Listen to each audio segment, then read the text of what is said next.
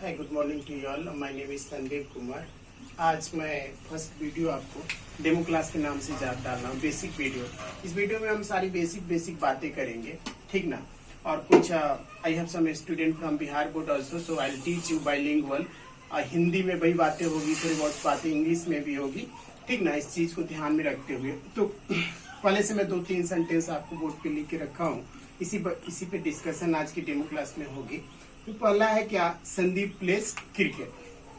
अब ना ये एक सेंटेंस है भाई, ये सेंटेंस कैसे है, इस बात पे डिस्कशन है। आप जानते हैं group of words which gives complete sense या complete meaning is called sentence. बहुत सारा तरीका है एक चीज को पढ़ने का, समझने का। आप फिर ऐसे बोल सकते हैं, किसी भी शब्दों के बाद क्या लग जाए, फुल स्टॉप लग जाए तो सेंटेंस कहलाता है।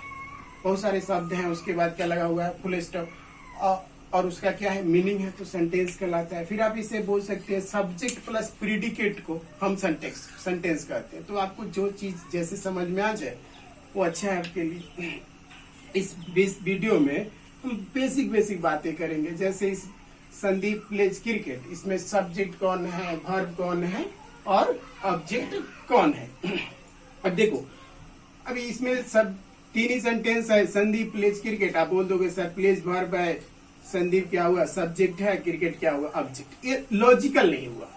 आप जो मर्जी करे वो नहीं बोल, लॉजिक देना पड़ेगा आपको। जो भी चीजें पढ़ेंगे लॉजिकली पढ़ेंगे, राइट ना, जो सब पे सूट करे। अब सेंटेंस बड़ा सा आ जाएगा तो आप फिर उसमें कंफ्यूज हो जाओगे ब्रेक करने में। तो पहले हम देखते हैं सब्जेक्ट कौन है।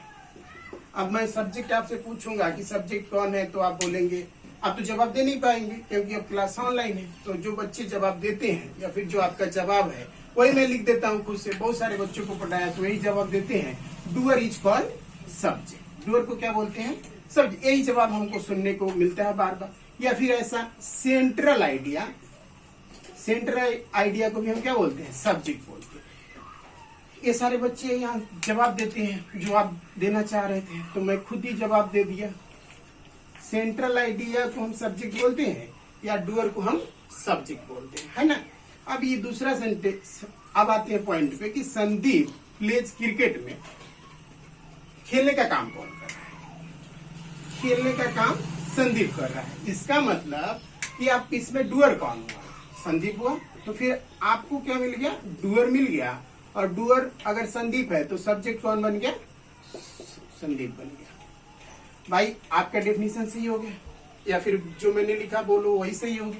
तो ये सेंटेंस, अब ये definition doer is called subject अपने आप में सही भी है और अपने आप में गलत भी है। सर गलत कैसे है और सही कब, गलत कब, आगे आने वाले वीडियो में देखेंगे, आपको समझ में आ जाएगा। सेंट्रल आइडिया की बात। अब देखिए यहाँ पे भाई डूअर क्या बन गया, सब्जेक्ट बन गया। नीचे वाला सेंटेंस में आते cricket is played by Sandeep. तो फिर इसमें क्रिकेट खेलने का काम किसके द्वारा हो रहा है, संदीप के द्वारा। तो फिर इसमें कौन डूअर है, संदीप है। तो यहाँ पर क्या बनना चाहिए, संदीप को सब्जेक्ट बनना चाहिए, लेकिन ये सब्जेक्ट नहीं है। फिर ये सब्जेक्ट क्यों नहीं है, तो इसमें सब्जेक्ट क्या है, क्रिकेट है। ये सब्जेक्ट क्रिकेट है, तो क्रिकेट डूअर है क्या, नहीं। फिर ये सब्जेक्ट कैसे हो गया, अगर क्रिकेट कुछ कर नहीं रहा है और डूअर नहीं बन पा रहा है तो ये सब्जेक्ट कैसे हो गया। सारी बातें डिस्कस होगी धीरे धीरे, systematically you will get to the point. बताऊंगा, इस पॉइंट पे भी आएंगे। थोड़ा तीसरे सेंटेंस को देख लेते हैं, संदीप इज अ क्रिकेटर। भाई अब इस सेंटेंस में देखो आप, इसमें संदीप कुछ कर रहा है क्या, नहीं। इसका मतलब इसमें तो डूअर कोई है ही नहीं। तो डूअर नहीं है तो अपने पास दूसरा डेफिनेशन है कि जब सेंट्रल आइडिया को हम क्या बोलते हैं, सब्जेक्ट बोलते हैं। सेंट्रल आइडिया का मतलब क्या होता है, सेंट्रल आइडिया का मतलब होता है कि जो वाक्य का क्या हो, मुख्य किरदार, या फिर आप ऐसे बोल लो जिसके बारे में, वाक्य में जिसके बारे में क्या बातें हो रही है। जैसे मैंने बोला एग्जांपल के तौर पे ले लो कि मेरी बहन क्या है, डॉक्टर है। तो बात किसकी हो रही है, बहन की। तो उस सेंटेंस में मेरी बहन कुछ कर रही है क्या, नहीं कर रही है। तो फिर वो डूअर नहीं बन पा रही है, और डूअर नहीं बन पा रही है तो वो सब्जेक्ट नहीं बन पा रही है। तो अपने पास दूसरा डेफिनेशन है सब्जेक्ट का, कि सेंट्रल आइडिया को हम क्या बोलते हैं, सब्जेक्ट बोलते हैं। सेंट्रल आइडिया का मतलब क्या होता है, जिसके बारे में बात की जा रही हो। तो मेरी बहन डॉक्टर है, इस सेंटेंस में मेरी बहन के बारे में बात की जा रही है, इसलिए मेरी बहन क्या हो जाएगी, उसमें सब्जेक्ट हो जाएगा। वैसे ही संदीप इज अ क्रिकेटर बात किसकी चल रही है भाई? संदीप की चल रही है। तो सेंट्रल आइडिया कौन हुआ? संदीप हुआ। अगर सेंट्रल आइडिया संदीप हुआ तो आपका सब्जेक्ट मिल गया। ये क्या हो गया? सब्जेक्ट हो गया। फिर इस सेंटेंस में आपको डूअर नहीं, याद रखना, जब कोई सेंटेंस में सब्जेक्ट डूअर ना बन पाए तो क्या बन जाएगा? सेंट्रल आइडिया, या फिर कुछ लोग उसे मेन आइडिया भी बोल लेते हैं। सेंट्रल आइडिया बोलो या मेन आइडिया बोलो, कोई फर्क नहीं पड़ता है। इतनी बातें समझ में आ गई? तो आप क्या कर लेना, इसे पॉज करके नोट कर लेना। मैं इसे मिटा देता हूं। फिर अब इस सेंटेंस को समझने के लिए कि इस सेंटेंस में दूसरे वाले में संदीप सब्जेक्ट क्यों नहीं हो रहा है, उसी बात को आगे बढ़ाते हैं। देखना जरा भाई, कोई भी सेंटेंस दो तरह का होता है, या एक होता है एक्टिव सेंटेंस और एक होता है पैसिव सेंटेंस। देखना जरा, एक्टिव सेंटेंस और दूसरा पैसिव। जब सेंटेंस एक्टिव हो, तो डूअर को क्या कहना? सब्जेक्ट। जब सेंटेंस एक्टिव हो तो डूअर क्या कहलाएगा? सब्जेक्ट कहलाएगा। जब सेंटेंस पैसिव हो तो एक्शन के रिसीवर को हम क्या बोलते हैं? सब्जेक्ट बोलते हैं। फिर से समझना जरा भाई, जब सेंटेंस एक्टिव हो तो डूअर को क्या बोलते हैं? सब्जेक्ट बोलते हैं। जब सेंटेंस पैसिव हो तो एक्शन के रिसीवर को क्या बोलते हैं? सब्जेक्ट बोलते हैं। ठीक है, इतनी बात समझ में आ गई? सर ये बताओ कि सेंटेंस आइडेंटिफिकेशन की हमको कैसे पता चलेगा कि सेंटेंस एक्टिव कब हुआ, सेंटेंस पैसिव कब हुआ? थोड़ा इस बात को समझ लेते हैं। सेंटेंस एक्टिव कब होता है, सेंटेंस पैसिव कब होता है? इसको देखना भाई जरा। बी प्लस में V3। सर बी का मतलब हुआ, जैसे बी आपने गो वर्ब सुना होगा, go went gone, going, goes going, जो भी है। कहने का मतलब कि जैसे वर्ब के फॉर्म होते हैं वैसे बी भी क्या है? एक तरह का वर्ब है।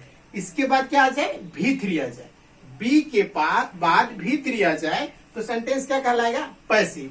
बी के बाद V3 नहीं आए तो सेंटेंस क्या कहलाएगा? एक्टिव।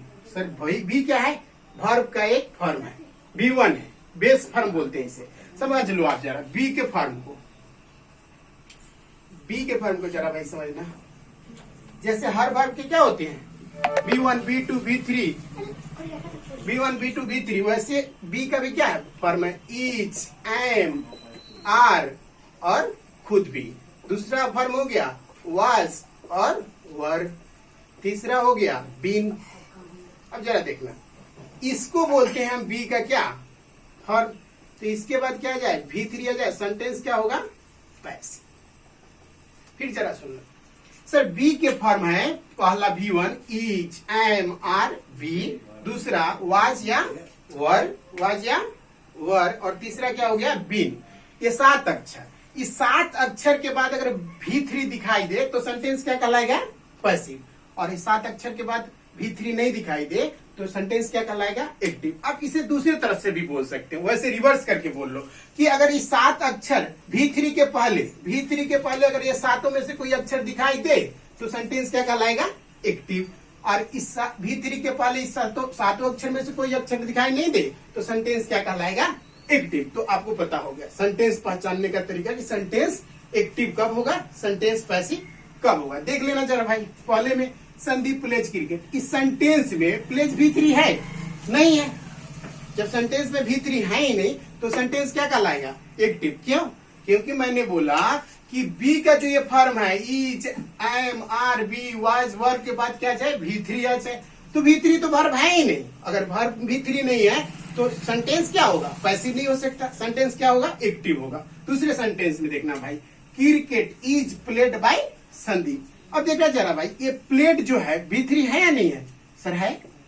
और हमने बोला कि सेंटेंस पैसिव तब होगा जब उस V3 के पहले क्या आ जाए? बी का फॉर्म आ जाए। बी का फॉर्म क्या है? Is, am, are, be. First, second form was, were, third form been. अभी देखना भाई, ये प्लेट V3 है और इसके पहले इसमें से कोई एक शब्द आगे आया हुआ है, इज आया हुआ है। इज इसमें है? हाँ सर है। इसका मतलब ये सेंटेंस कैसा हुआ? क्या हुआ? पैसिव हुआ। क्या हुआ? आपको मालूम है सर, ये V3 के पहले बी के फॉर्म में से कोई एक शब्द आ जाए, नजर आए तो सेंटेंस पैसिव, नहीं आए तो एक्टिव। इतनी बात समझ में आई?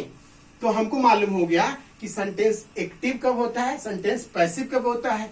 और इसीलिए मैंने बोला आपको कि सेंटेंस अगर पैसिव हो तो एक्शन के रिसीवर को क्या बोलना, सब्जेक्ट बोलना। अब देखना इस सेंटेंस में क्रिकेट क्यों सब्जेक्ट बना, cricket is played by Sachin. भाई सचिन क्या कर रहा है, क्रिकेट खेल रहा है, या संदीप।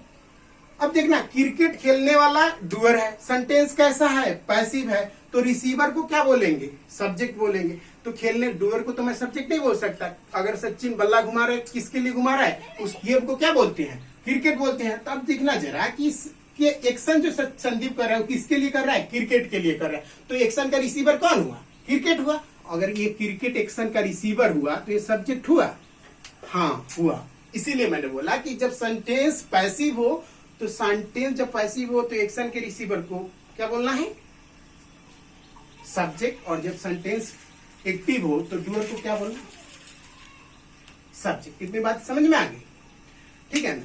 चलो आज के लिए इतना, दूसरे वीडियो में फिर मिलते हैं। Take care, bye.